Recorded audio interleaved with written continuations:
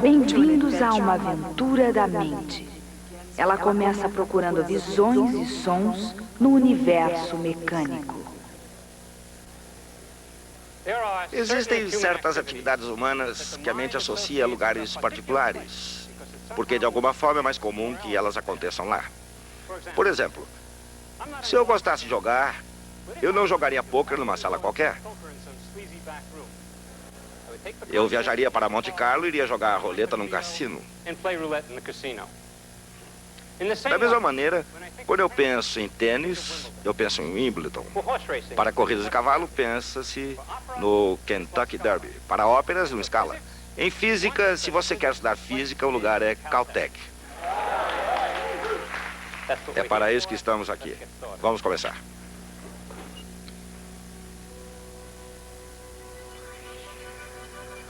Existe um ramo da ciência chamado cosmologia, que se caracteriza pelo estudo do passado, presente e futuro do universo como um todo. Como o universo surgiu? Como ele evoluiu? Para onde ele vai? Existe um outro ramo da ciência, mais especificamente da física, chamado mecânica. A mecânica se preocupa com algo não tão filosófico, mas nem por isso menos profundo.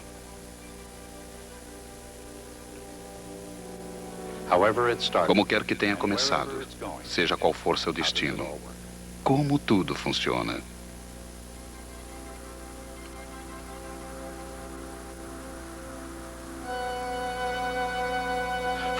Da menor partícula ao maior agrupamento de galáxias, o que mantém tudo em funcionamento? Acelerando, brecando ou movimentando-se em frente, porque tudo se comporta dessa forma. Seja um sólido, líquido ou gasoso, ou uma outra forma desconhecida qualquer, como tudo interage. Just how does it all interact? And why? E por quê? Todas essas perguntas, desde a mais simples até as mais profundas, não são de forma nenhuma recentes. Elas existem desde que existem pessoas para formulá-las. Mesmo os mais antigos habitantes desse planeta devem ter olhado o céu e perguntado: como será que tudo isso funciona? E mesmo sem sabê-lo, eles deram os primeiros passos para descobrir e entender a mecânica do universo.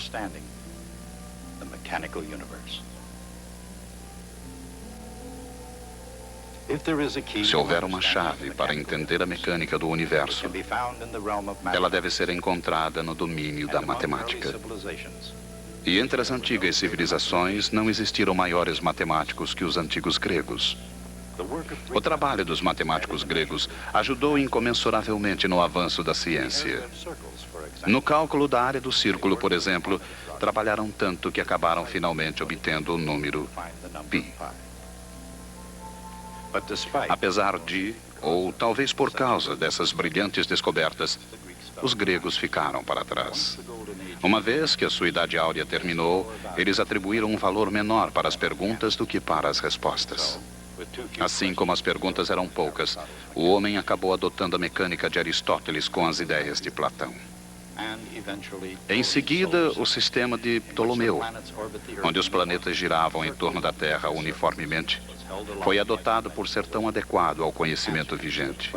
E ele sobreviveu, sem contestação, até a Renascença. Os dirigentes intelectuais da civilização ocidental adotaram o padrão cíclico conforme o ideal platônico. A pergunta não é realmente por quê, a menos que seja por que mexer com a perfeição. A resposta é como. Como 1500 anos após Ptolomeu, a ideia de circunferência perfeita caiu. E o que deve parecer uma outra contradição da lógica, como que um novo mundo tomou forma no candinho da Revolução Científica. Ela começou quando um monge polonês extremamente curioso, Nicolau Copérnico, olhou para as estrelas e viu as coisas de uma forma diferente. Entre outras coisas, no sistema solar de Nicolau Copérnico, a Terra orbitava em torno do Sol, e não ao contrário. Por que Copérnico viu o mundo desse jeito? De um ponto de vista científico, como tal visão fez dele o primeiro revolucionário do mundo? Uma ponte intelectual que passou milhares de anos ondulando precariamente ao vento das mudanças. Pilares de uma comunidade acadêmica arcaica foram assediados com perguntas ameaçadoras. Ninguém foi mais dotado para preencher esse vazio intelectual do que Galileu Galilei.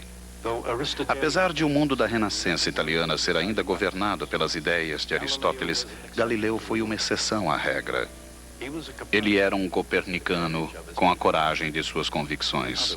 Em outras palavras, ele teve a ideia correta na época errada. Seus críticos vieram em defesa do status quo. Mas se a Terra realmente gira, por que uma bola largada do alto da Torre de Pisa, por exemplo, cai diretamente para baixo? Por que não na próxima cidade? As respostas eram mais perigosas que as perguntas. A Igreja, que o considerava como uma ameaça a Roma e uma afronta ao bom senso, preveniu-o para deixar as coisas nos lugares devidos. Contudo, na prática e na teoria, Galileu falou a verdade e provou o que parecia ser impossível.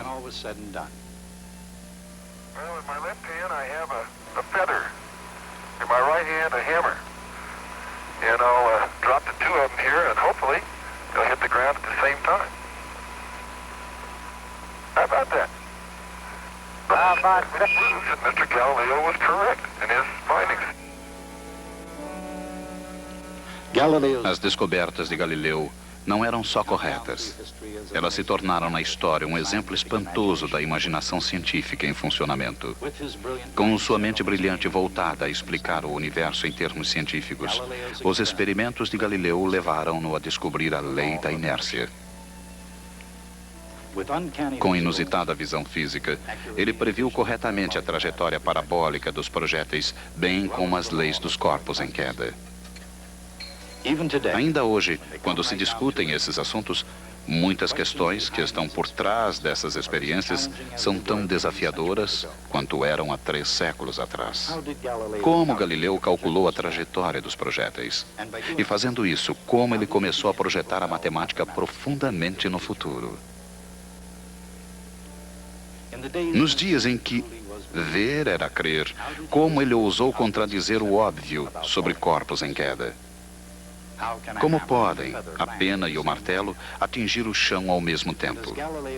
E por que, quando em 1633 Galileu caiu em desgraça, seu julgamento afetou todo o mundo?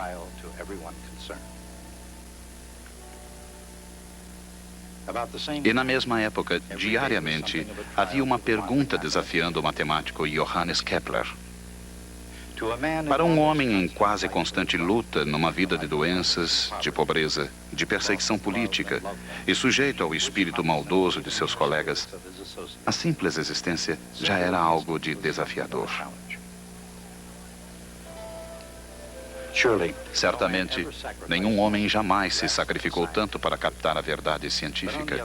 Por outro lado, nenhuma outra descoberta do homem jamais foi tão recompensadora como a das leis de Kepler. A lei das elipses. A lei das áreas iguais. E a terceira lei de Kepler, do movimento dos planetas, a lei da harmonia. Com suas leis do movimento planetário como chaves, Kepler entrou na câmara secreta do cosmo. No entanto, explicando apenas o como, ao invés de o porquê o sistema solar funciona, ele foi destinado a permanecer na soleira da mecânica do universo. Era chegado o momento de outra pessoa aparecer e dar o passo final. E nessa trajetória, que nos levou diretamente à Lua, veio Isaac Newton com suas cruciais perguntas. Por que uma maçã cai? Se a maçã cai, por que não o faz também a Lua? E se a maçã e a Lua caem pela mesma razão, por que a Lua não se choca contra a Terra como uma maçã?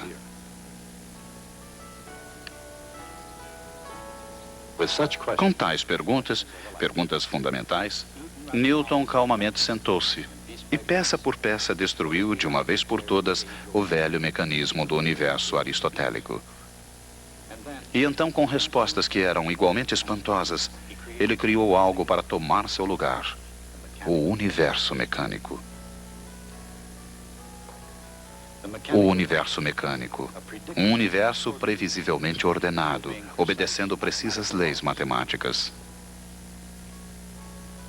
E com as leis dos movimentos, habilitou-se a enfrentar qualquer desafio da física. Com suas leis do movimento, Isaac Newton, como um Davi contra Golias, tomou conta dos grandes tópicos da mecânica. Armado com seu penetrante domínio das forças, um conhecimento preciso de trajetórias e a lei da gravitação universal, Newton dominava mais do que qualquer outro ser humano antes dele.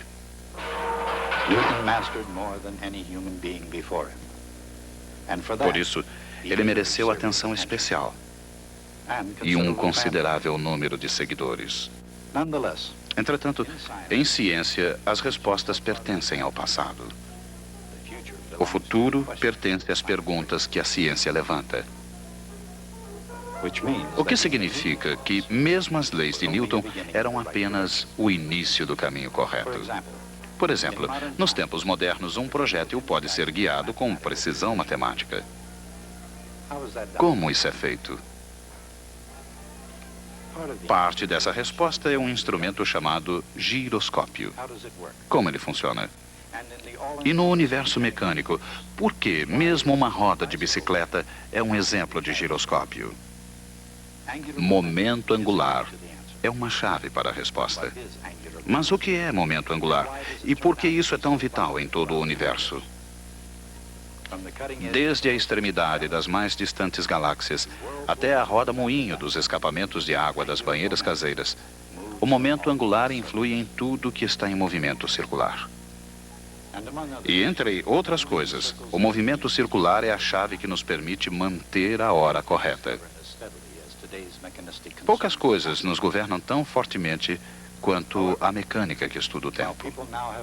Embora o homem tenha mais tempo à mão hoje, a preocupação com ele não é um fenômeno recente.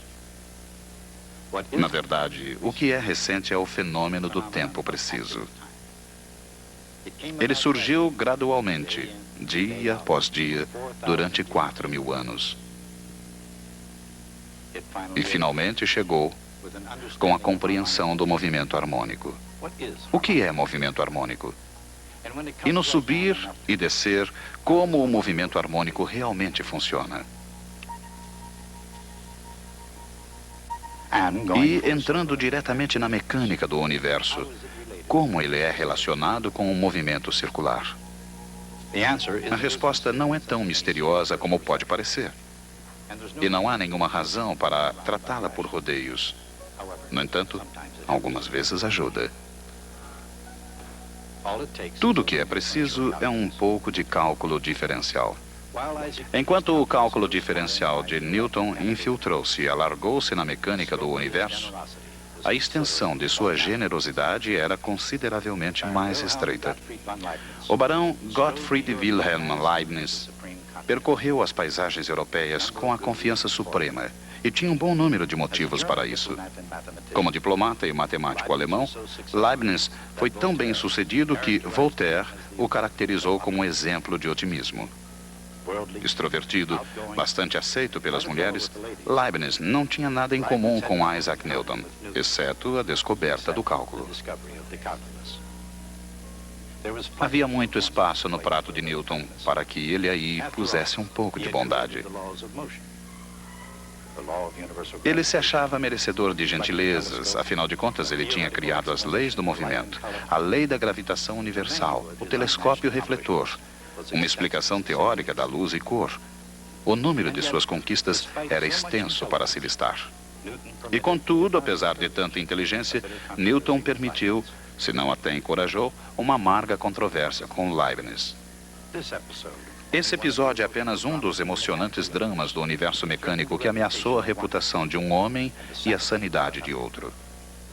Mas ele também ilustrará um dos curiosos paradoxos escondidos no coração humano da ciência. Por exemplo, enquanto que os cientistas não são sempre racionais, o ambiente científico quase sempre o é. De fato, um laboratório de física é onde a natureza se revela na forma mais racional. Comparado a Newton, o que o cientista moderno faz? Além das definições bem-intencionadas dos livros, qual o método da ciência? No mundo real, como o método científico realmente funcionará? Algumas vezes ele começa com um pequeno recipiente de óleo, um pote de ferro, uma metodologia regular, um pouco de criatividade e, talvez, um toque de genialidade. Algumas vezes, apesar de raramente, o resultado é tão significativo quanto o valor da carga do elétron.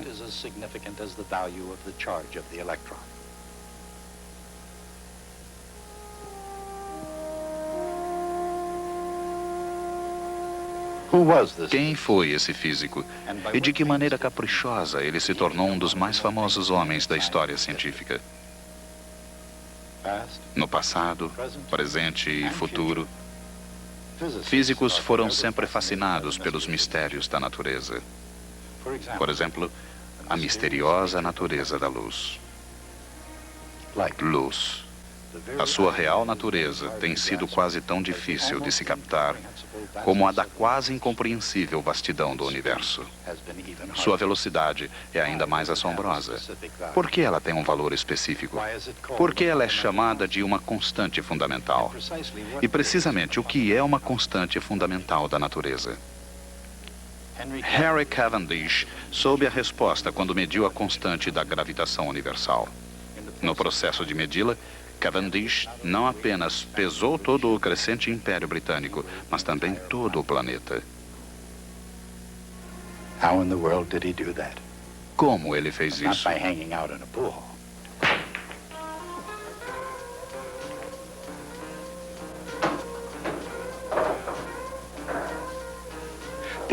Estes homens seguem leis, embora não de forma exatamente legal. No entanto, eles utilizam perfeitamente as leis da mecânica clássica. Claro que nem todos os homens aqui conhecem completamente esse fato. A maior parte deles desce escadas cheias de giz para jogar dardos, ou com o fim de lucrar algo de outra maneira. Mas é provável que, quando certas leis de física são aplicadas da forma correta, todos os homens aqui presentes apreciam bastante seus efeitos.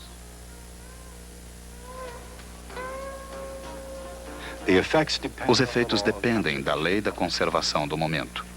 E da mesma forma, como o jogo de bilhar, ela também teve origem na França. No início do século XVII, René Descartes cresceu considerando a matemática como obra de Deus. Como filósofo, ele procurou uma explicação para todos os fenômenos do mundo. No processo, Descartes não apenas concebeu a conservação do momento, como descobriu a geometria analítica. Com essa descoberta, ele mudou para sempre o terreno da matemática. Como, por um meio ou outro, os grandes exploradores científicos chegam a um terreno desconhecido. E quando alguma coisa já foi descoberta, como outra pessoa pode apoderar-se dela e exigir o crédito da sua descoberta? Em toda a ciência, da eletricidade à mecânica, o crédito algumas vezes não vai para o primeiro que fez a grande descoberta, mas ao último. Foi o que aconteceu no caso de James Prescott Joule. Ele está longe de ter sido o primeiro a explorar a área da conservação da energia. Ele pode ter sido o 8º ou 9º cientista a se deparar com a lei da conservação da energia. Mas, como Colombo, Joule ganhou o crédito pela descoberta. Por quê? E de uma forma geral, por que isso importa? No almoxarifado do Cosmo, a prateleira está tão preenchida hoje com um estoque de energia como estava naquela manhã em que o universo abriu para o comércio. Por outro lado, se a energia nunca se perde, por que os músculos ficam cansados? E por que as massas caem? A energia mecânica, como os exercícios em geral, tem muito a ver com velocidade e posição. Por outro lado, a determinação da posição de um navio à deriva sempre foi um desafio no universo mecânico. Eletrônica complexa, sistemas precisos de rastreamento, pessoal altamente qualificado. Esses são os recursos da Guarda Costeira dos Estados Unidos. Além disso, atrás do que é visto, há as ferramentas da análise vetorial. Numa crise ou numa sala de aula, como pode a matemática vetorial ajudar?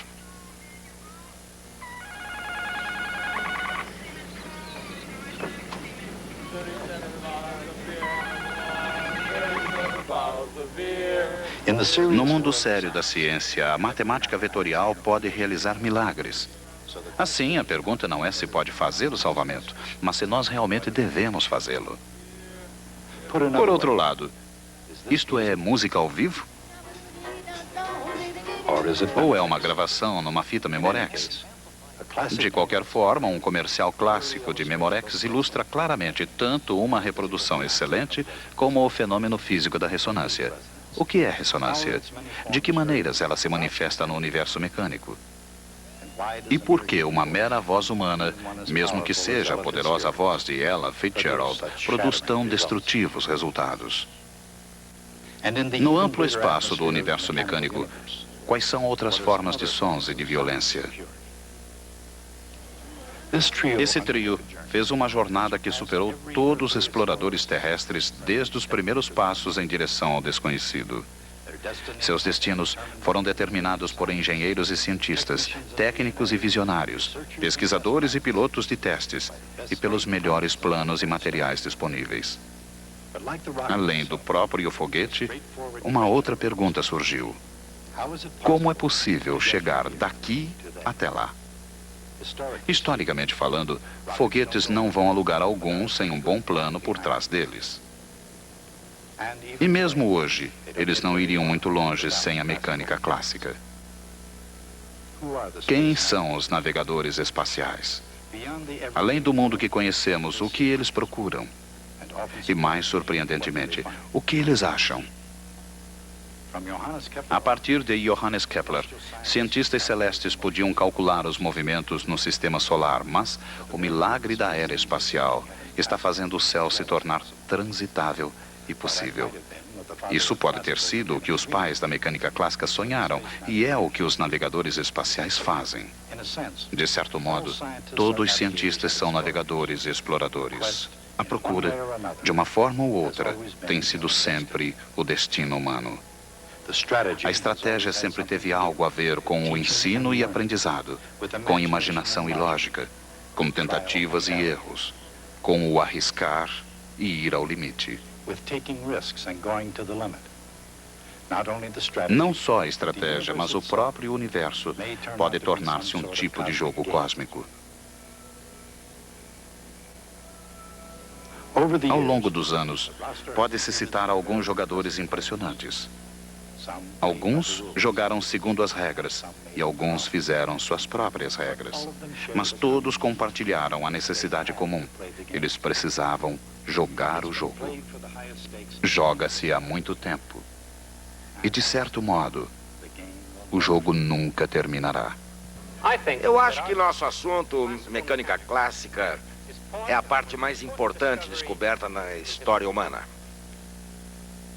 Antes de ela ter sido descoberta, a visão do universo era aquela que nós recebemos dos antigos gregos, principalmente nas palavras de Platão e Aristóteles. Naquela visão, as esferas de cristal do céu eram imutáveis, serenas, eternas e perfeitas. Apenas aqui embaixo, na Terra, existia confusão, decadência, desordem e morte.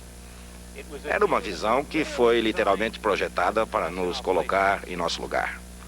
E esse lugar, a Terra, estava no centro do universo. E nós poderíamos facilmente nos imaginar como sendo o propósito da criação.